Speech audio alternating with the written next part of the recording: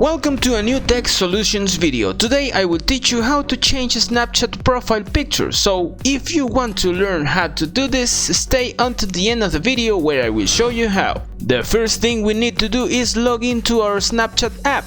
After that, we will press the person icon on the top right side of our screen. Now on our profile screen, we will press the gear icon and then look for the Bitmoji option and press it. In this part of the screen, we should take a picture of ourselves to create a digital avatar. That will be the first option. Now we go back to the previous screen and now we will look for the AI selfies option. We will accept the terms and again we will have to take a picture to generate an image, and that's it. In these two ways you can create a profile picture on Snapchat. I hope this tutorial has been helpful. If so, subscribe and give us a like. I will see you in a next Tech Solutions video.